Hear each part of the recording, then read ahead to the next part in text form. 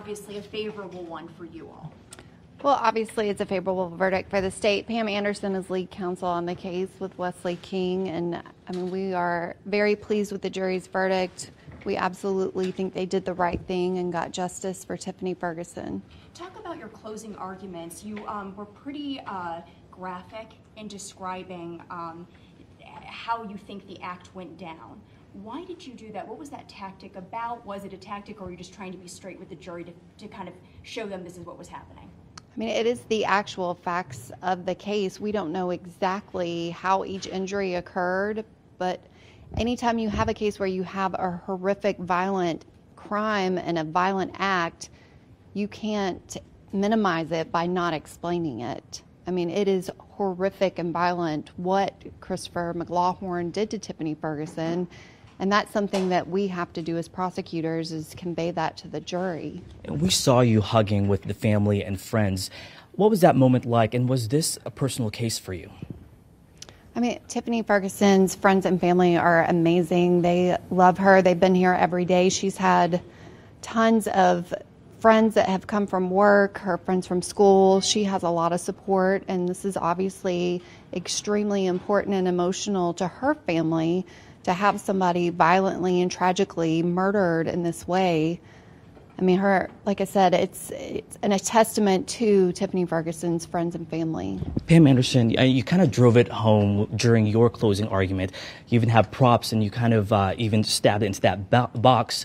What was the mindset behind this tragedy, and what were you trying to explain to the jury? Well, we had to prove premeditation for the first-degree murder, and that entails reflection and judgment and decisions.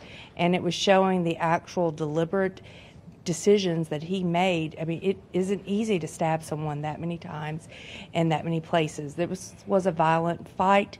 Tiffany fought for her life, and the only way to have a jury understand the evidence is to try and bring it to them and help them figure out the evidence and see what really happened. Are you surprised that they came up with a verdict so in just less than 2 hours? We're very thankful. Obviously, the jury took time to deliberate. I'm sure they reviewed the video and the evidence. Obviously, it was long enough for them to deliberate and come to a just verdict. We're just very thankful.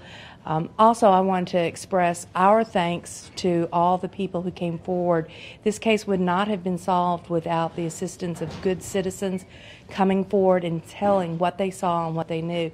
Nicholas Dalrymple may have been an individual with a probation situation and without a home, but he really is the hero here because he had a sustained effort to make sure that Christopher McLawhorn was taken off the streets, and also with Mr. Falk coming forward and being so trustworthy and caring and being concerned because he has daughters himself.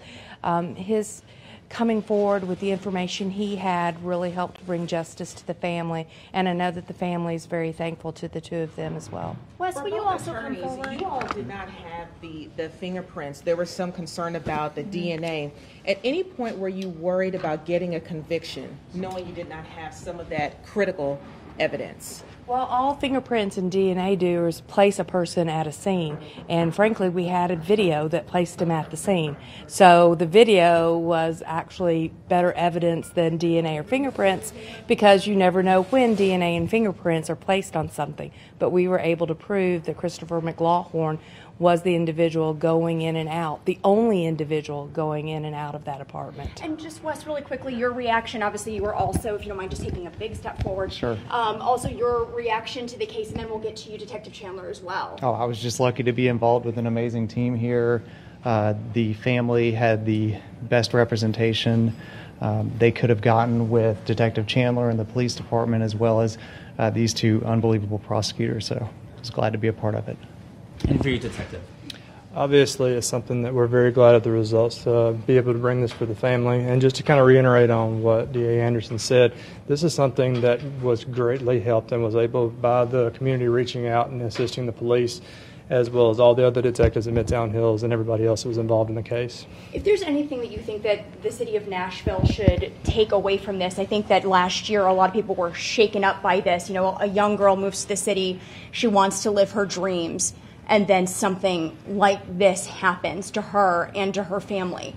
one message to the city of Nashville. You talked about good citizens coming forward, maybe looking out for each other. What would you say would be the message? I think that is exactly what you said is the message: being good citizens, helping where you can, and as well as, if you do have information, come forward and let us know so we'll be able to make it through this process in the way it's supposed to be.